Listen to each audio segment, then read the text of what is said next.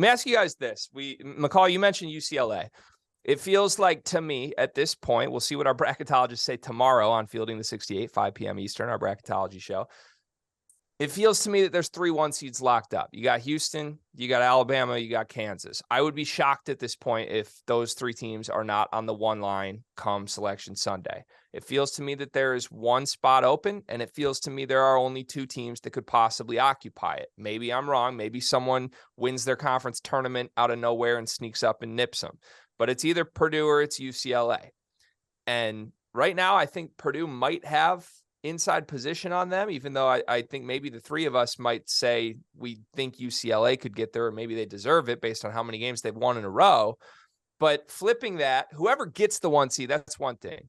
If these 2 teams played on a neutral floor, are you telling me not all 3 of us are saying UCLA wins that game easy, McCall? Oh, you had to put me on the spot. I thought that was later on in the show. You were going to put me on the spot. It's later in the show where we really turn it up. But, like, yeah, I saw that twinkle in your eye when you said UCLA a minute ago. Like, what are we doing here? Purdue's not a top 4 team in the country. Yeah, again, losing 4 out of 6. But maybe that helps them going into the tournament because they've faced adversity. They've been hardened. They've had to go through some things.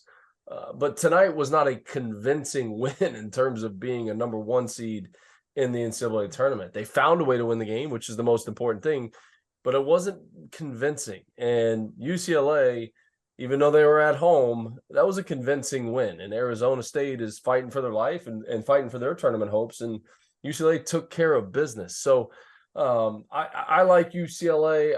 I just think the guard play is way better for them. It's just it's veteran guards. I think Zach Edey's a tough matchup. I think Mick Cronin, I don't want to say he's an underrated coach. I don't think that's the right thing to say, but I think he is one of the better coaches in college basketball right now. What he did at Cincinnati, what he's doing at UCLA, I like UCLA. If you put him on a neutral floor, I'm picking UCLA strictly, especially because come tournament time, and this is no shot on any front court player, but come tournament time, you need your guards to step up, and you need your guards to make plays, and you need your guards to take care of the basketball. And I think that's been an issue for Purdue at times this year is the turnovers from young guards who are going to be outstanding players at some point in their careers. But I'm going to give the nod to UCLA just because of the veteran backcourt. Who deserves the final 1 seed, Tyler, Purdue or UCLA? To me,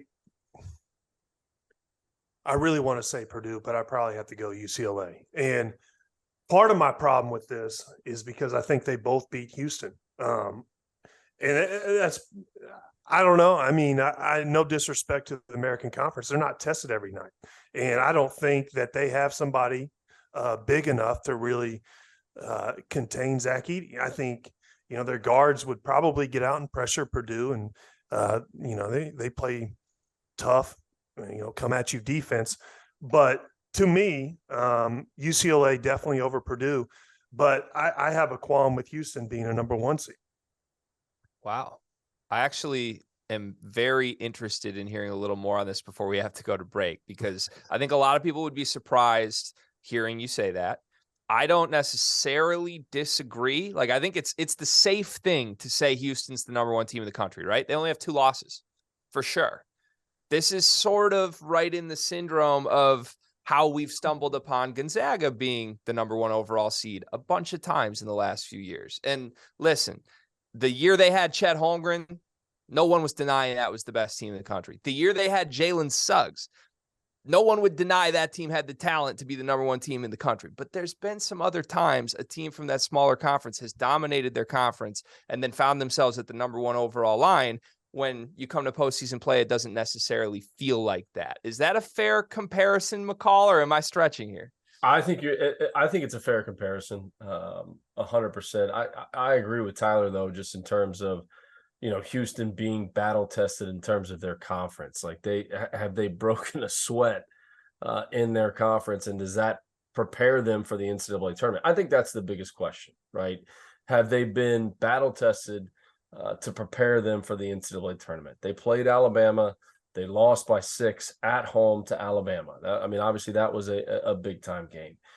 At Virginia, they win by 8. So But outside of that, you look at their schedule, man, and again in conference, and I've gone on my soapbox about Penny and Memphis, and I have great respect for them, but they just haven't been tested. And I think that's the biggest, and like you said, it's a fair statement, right? That's the fair thing to say about Houston. Do I think they're deserving of a number 1 seed? Yes, I think they're deserving of a number 1 seed. But when I look at the other 2 guaranteed lock number 1 seeds, and now we're talking about UCLA, if you said, hey, Matt, what's the team most likely not to make it to the second weekend of the NCAA tournament of all the number 1 seeds? I'm saying Houston, just because they haven't been battle tested. They haven't played in the same leagues as these other teams. They haven't been nearly as close games as these other teams. And that's what the NCAA tournament comes down to. You have to be able to win close games. And when you haven't been in those situations, you're not nearly as prepared. You can run as many different special situations in practice as you possibly want. You can do them all. But until you're battle tested in those situations, there's a difference. So I just think that's my thing. I think they're completely deserving of the number 1 seed. I think they're completely deserving of the ranking because they've handled their business. But if you ask me which number 1 seed is most likely not to make it to the second weekend of the tournament, I would pick them just because of that. One thing real quick, one of their 2 losses comes from a quad 3 team. Of the top 5 teams out there in the net rankings, they're the only team that has a loss in the quad 3 column. And you could also say they have the least amount of quad 1 wins of anybody in the top 5 net rankings. So that's my qualm with them, is they're not really battle tested. And also I have a problem. I think their guards are a little small. I love Sazzer, and I love the way they play defense. I just don't think they're battle tested nightly.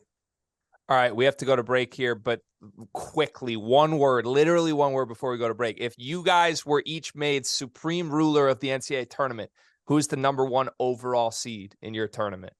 McCall? Kansas. Tyler? I go Alabama. All right.